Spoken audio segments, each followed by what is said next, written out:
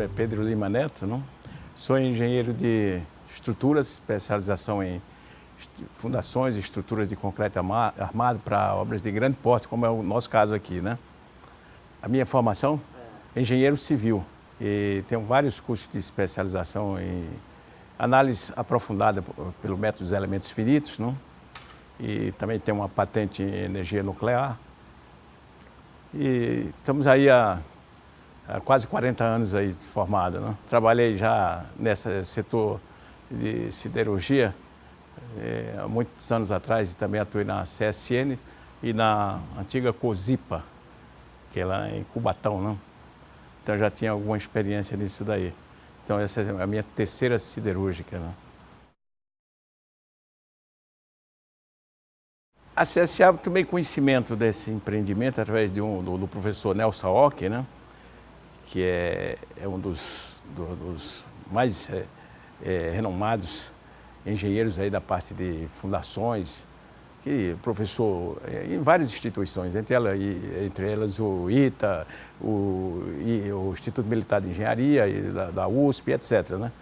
Eu tomei conhecimento disso daí e um belo dia recebi um telefonema em casa mesmo, da empresa que estava recrutando o pessoal a nível de engenharia, né, de desenvolvimento de projeto para atuar e que fosse fluente em inglês, que teria que fazer relatório para os alemães, e a entrevista seria em inglês, etc. Eu topei e vim para cá e fui aprovado já na primeira entrevista. Foram 4 pessoas me entrevistando, os alemães, né? E graças a Deus passei e já comecei a atuar imediatamente. Isso em 2006, né, em novembro. Então, realmente foi uma época, o ritmo era alucinante, né? Porque a obra andava quase que concomitantemente com o projeto. Nós ficávamos lá na Torre da Rio Sul, recebíamos os projetos conceitual, só o conceito, só o rabisco, né, do nosso parceiro tecnológico, que é a Siemens, lá de Linz, na Áustria. E daí a gente tinha a incumbência de, a partir dali, fazer todo o cálculo de estimativa para começar a obra. Eu achei interessante e gostei também de pegar o projeto desde o início, na fase bem embrionária mesmo. Aqui não existia nada, era só mangue, né? E porque daí a gente teria condição de contribuir melhor do que se já fosse um empreendimento já em andamento, que tivesse algumas coisas que não tivessem bem direcionadas e a gente ia ter algum problema para modificar. Então nós criamos as bases, estabelecemos os critérios de engenharia desde o começo. Isso foi bom na fase inicial mesmo, né? A lembrança, boas lembranças com certeza, né? E inclusive detalhes como era o nosso comportamento ali e a nossa conduta e até como a gente deveria se apresentar ao trabalho, que era de terno e gravata. Ficamos um bom tempo lá de terno e gravata e trabalhar, era uma coisa assim interessante, né? Até que um belo dia um dos alemães resolveu tirar só a parte de cima ficar de camisa de manga comprida e gravata e no outro dia foi tirando e tal, mas isso aí eu me lembro que foi gozado isso aí. Eu nunca tinha trabalhado assim, com essa obrigatoriedade de terno e gravata, né? Quando veio para cá, aí foi uma maravilha, porque daí nós nos livramos dessa formalidade toda e adotamos o uniforme aqui, que eram as camisetas e tal, né? Calça jeans, bem mais à vontade, né? Eu fiquei responsável pela implantação da aciaria e alto forno. Comecei no gerenciamento técnico da aciaria e alto forno, né? E depois de uns 5, 6 meses, entrou um colega, conseguiram recrutar uma pessoa com capacidade para dividir comigo essa tarefa que era muito, realmente a gente ficava todas as noites lá, era muito um ritmo alucinante de trabalho. E aí então fiquei só com a aciaria e fui até o final com a aciaria. Era o dia todo, mas não dava, porque não parava de chegar a documentação lá de Linz, né?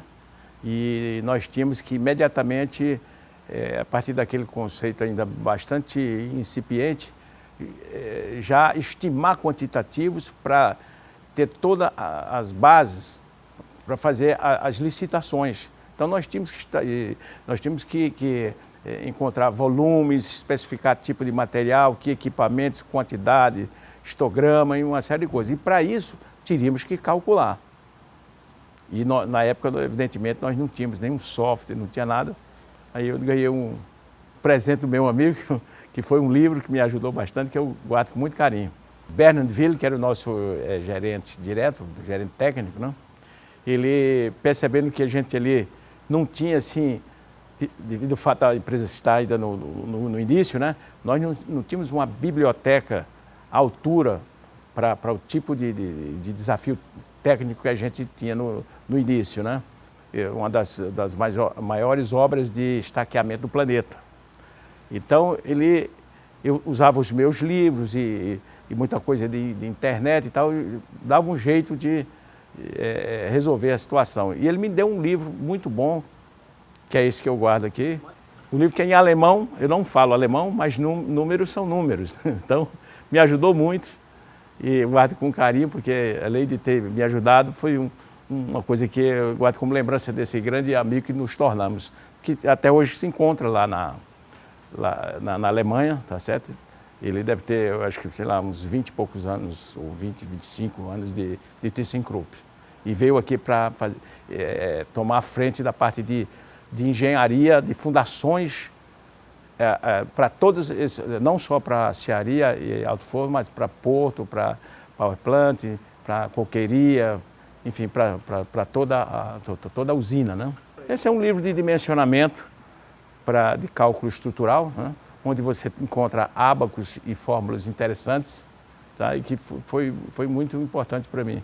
Hoje, nós temos aqui na CSA os softwares mais modernos para essa parte de cálculo. São os TRAP, TQS e outros que eu utilizo no meu dia a dia. Ou seja, hoje a gente não sofre mais com essa... assim, com uma falta assim, de um material assim, mais técnico, né? O software realmente facilita muito a vida da gente, na minha área, principalmente que é de cálculo estrutural, né? Porque aí você encontra fórmula para praticamente tudo que você precisa. Então, em vez de você chegar a um resultado através de um cálculo assim, mais de equações diferenciais, cálculo infinitesimal, você já tem ali um resumo. Alguém já pensou e isso, a gente tem um salto lá na frente. Porque o desafio na época era levantar o quantitativo para essa usina aqui, baseado num projeto muito conceitual. Nós não tínhamos, como seria o correto, todas as reações de cada equipamento, por exemplo, um conversor, quais são as reações e tal. Então a gente teve que utilizar do nosso conhecimento em outras situações, como foi na CSN e na COSIPA, né? E aí resolver da melhor forma, mais aproximada possível. E no fim, o quantitativo que nós fizemos para a cearia realmente chegou próximo a um erro em torno de 2% a 3%. Foi muito bom o resultado. No final deu certo, um ritmo realmente alucinante. A gente não tinha dormir e sonhar com isso daqui. Porque não tinha como ser diferente, né? O relacionamento, apesar de estar envolvido em várias culturas, porque tinha gente de tudo quanto era lugar, né? Não só alemães, mas tinha franceses, tinha austríacos, tinha americanos, alguns consultores. Mas como o idioma oficial era o inglês, então a gente se convia normalmente, né? Reuniões, várias reuniões por dia, enfim, tinha também os nossos momentos de lazer, fizemos alguns passeios e todo dia a gente almoçava junto, né? Então era muito interessante. Só que ninguém podia falar em alemão e nem em português, porque é obrigatoriamente inglês. Não, churrasco fizemos vários e passeios de barcos. Nós temos várias fotografias aí com esse pessoal, todos os alemães aí, fizemos vários. Fizemos uma visita muito interessante lá em Petrópolis, na fábrica de cerveja lá da Itaipava. Foi muito bom. Passamos o dia todo e outros passeios mais. Vez por outro a gente ia na churrascaria, essas coisas. A gente ficava nessa parte, ficava assim, mais receptivo, assim, não tentando impor a nossa cultura, mas entender a cultura dele, que estava num país diferente, né? Mas nunca teve assim, nenhum choque assim, cultural, coisa que fosse, mas isso aqui não gostei porque não é do meu jeito, não. Sempre foi uma conversa muito cordial. Às vezes alguma coisa só mais relacionada, por exemplo, à culinária, né? Você falar para o alemão, por exemplo, eu sou nordestino, Uma vez nós fomos num ambiente assim, mais do Nordeste, e eu pedi uma buchada de bode, né? Então isso aí eles falaram, ó, sinto muito, mas isso aí eu não vou encarar não, porque isso aí é demais.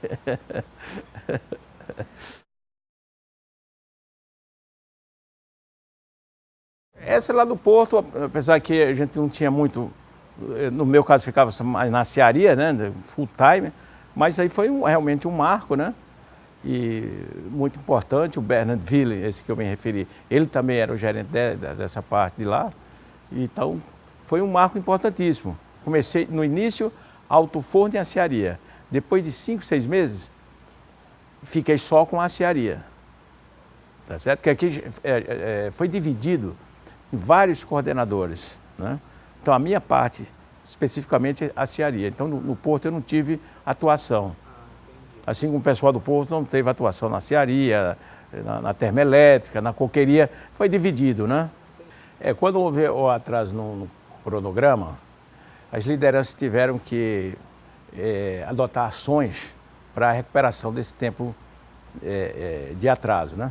Então, uma das ações foi a adoção de sistema de trabalho contínuo, em 2 turnos para algumas áreas e em 3 turnos para outras áreas. Então, com isso, o efetivo de trabalhadores aqui no site aumentou violentamente. Praticamente dobrou o efetivo para amenizar essa questão do atraso. Não tinha outra alternativa, nós tínhamos que realmente tomar essa decisão. Realmente isso aí teve um grande impacto em custo, né? Mas foi uma decisão de diretoria e autorizada pela Alemanha, então que tinha que fazer isso aí, porque a tendência, nosso caminho crítico era de atraso cumulativo, não? Porque se você vai fazer uma construção, uma coisa depende da outra. Você está com o convertedor para ser montado numa data X. Ocorre que para você montar o convertedor, a fundação tem que estar pronta. E assim vai. Então, na fase que nós estávamos, nessa fase de 2008, era uma fase de muita concretagem, muito estaqueamento, a parte civil de fundação. E isso aí, você com o implemento de mais pessoas e mais equipamentos, você consegue adiantar. E foi adotada uma decisão correta. A engenharia foi crescendo em vista das necessidades, né?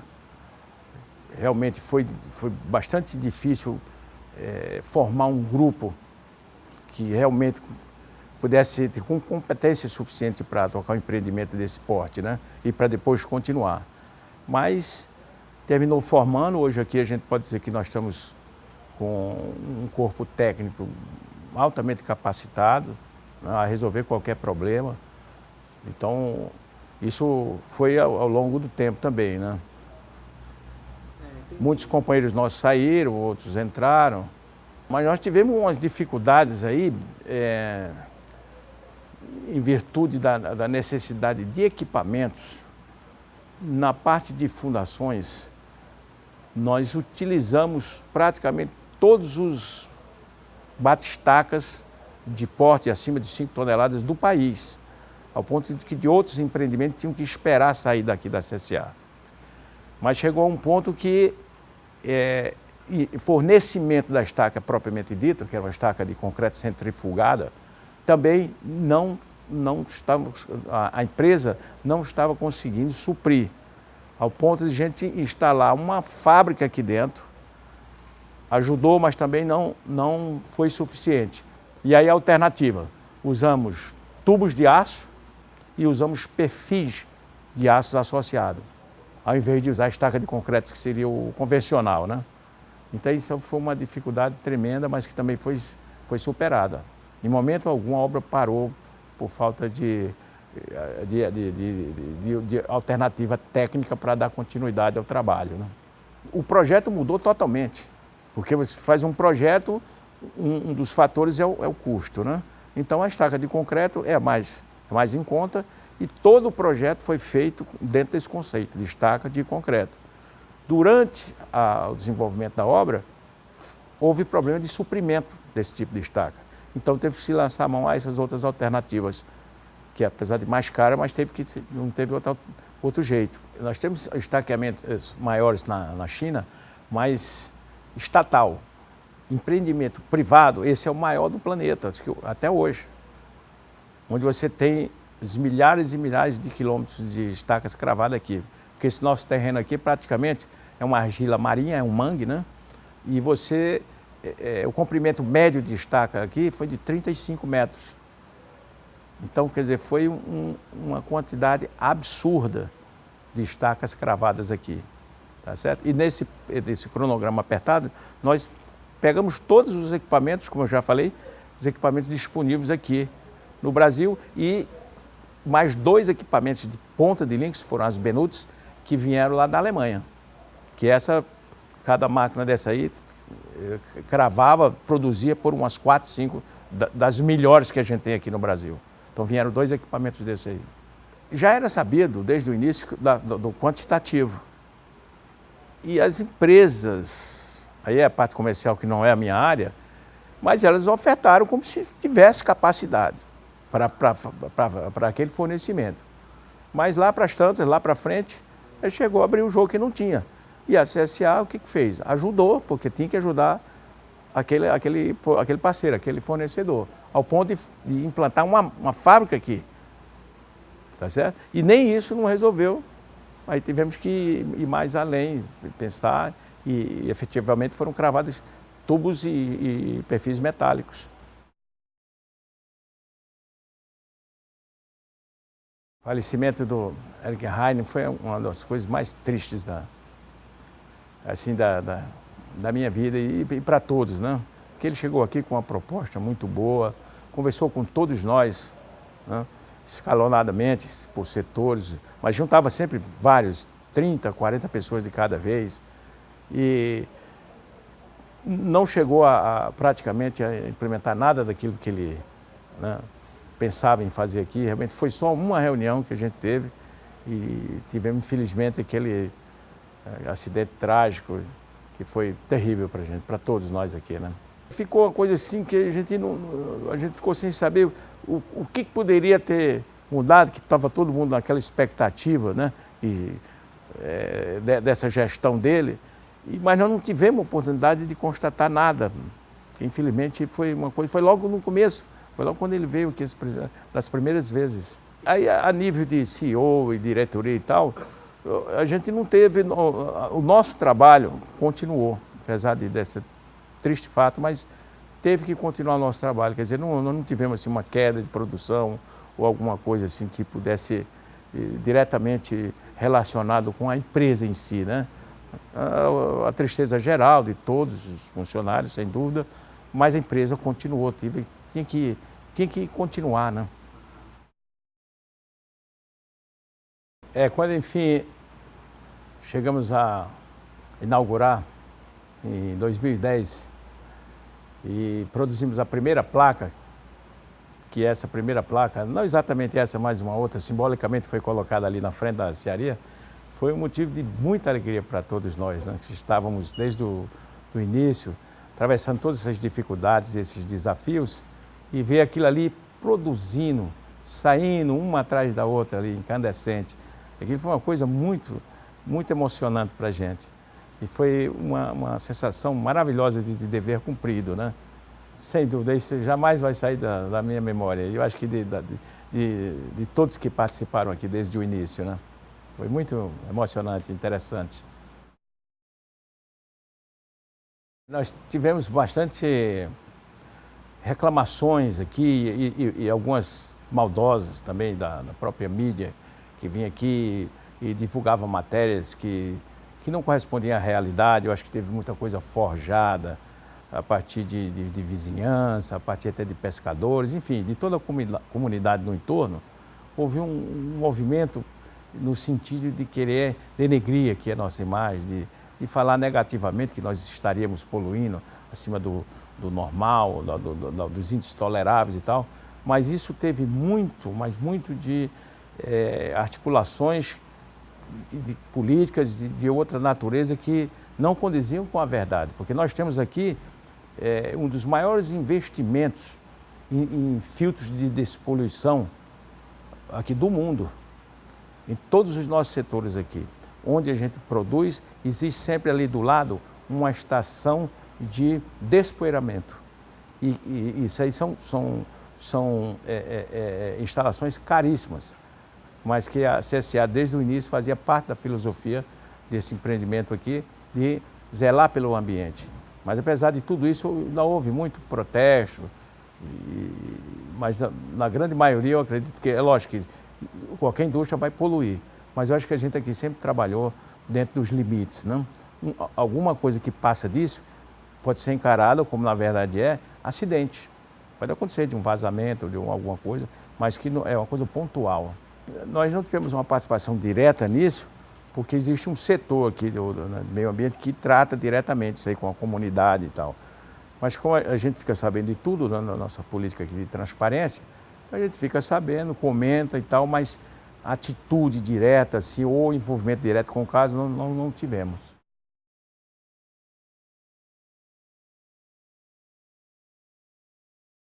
A CSA, como é sabido por todos nós, ela tem várias ações junto à comunidade, desde escola, programas como o Jovem Aprendiz e outros, e que favoreceu muito toda essa comunidade, inclusive o critério de contratação também, de dar uma preferência ou uma parcela para o pessoal aqui da comunidade, aqui, nossos vizinhos, né?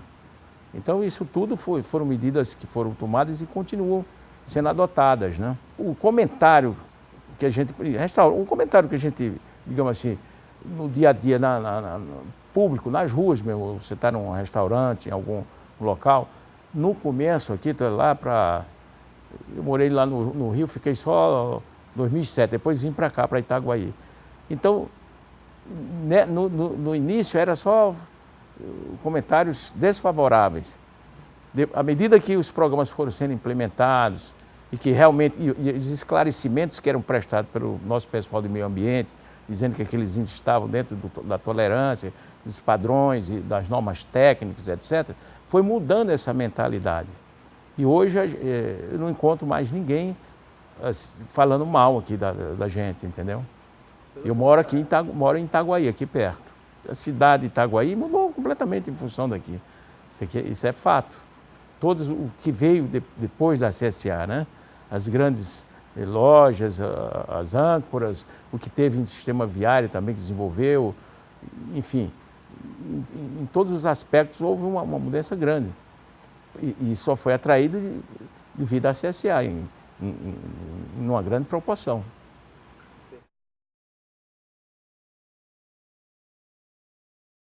A nova marca que está implantada agora, do Tomorrow, eu acho que tem tudo a ver com a visão global da Thyssen, né? E com foco na tecnologia, né? Desenvolvimento tecnológico cada vez mais apurado. Isso a gente está todo mundo engajado nisso aí. Eu estou satisfeito com o que eu tenho obtido em termos de crescimento profissional, porque aqui realmente o que a gente passa aqui no dia a dia é uma faculdade, né?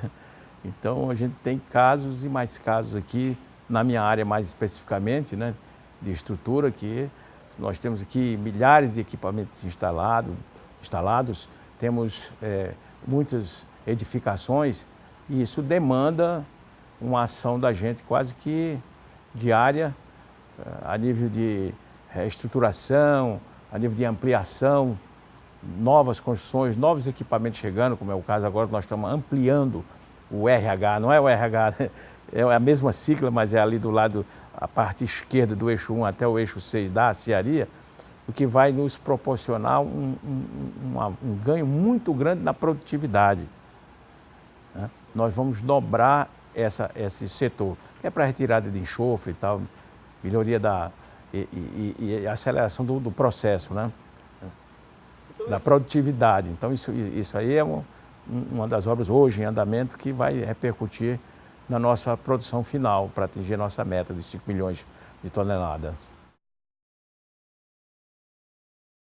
Eu vejo com bons olhos, acho que aqui não passa pela minha cabeça nem de procurar outra atividade ou outra empresa, porque aqui me dou muito bem, sou, graças a Deus, bem relacionado com todos aqui.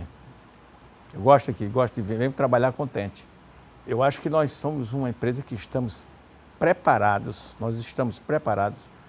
para um período pós-crise, onde todos nós sabemos que houve desativação de alto forno, etc., redução de quadros e tal, e nós aqui não tivemos que lançar a mão nenhuma medida drástica como essa daí.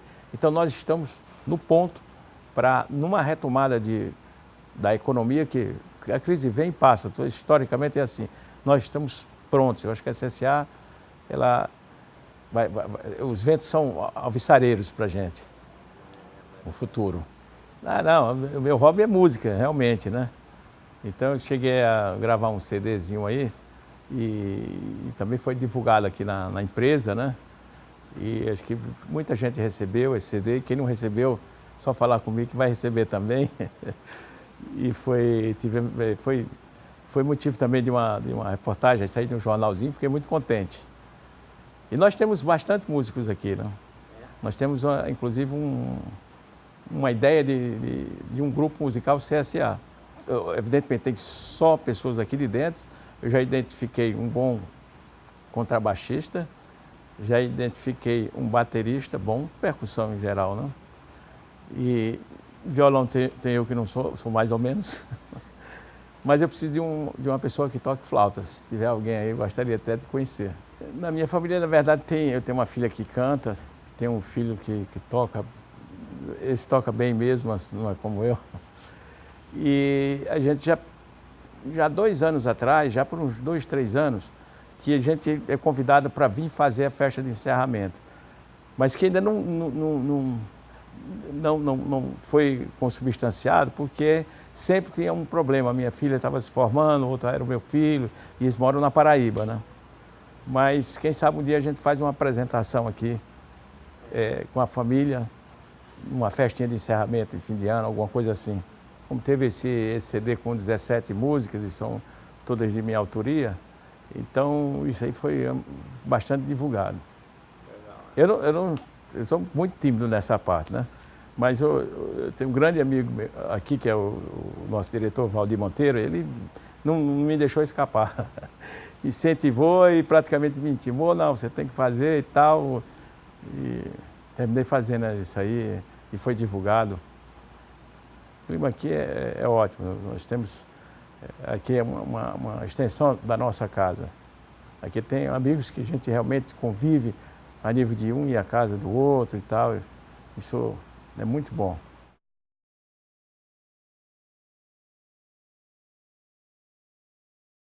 Queria deixar uma mensagem aqui para os colegas que estão iniciando na CSA, que realmente vocês optaram por uma empresa que vai proporcionar a vocês grandes alegrias. Tá? Estou aqui há 10 anos, posso dar essa informação para vocês com toda sinceridade e transparência. Boa sorte para vocês e vocês estão numa empresa que vale a pena, vocês não se arrependerão.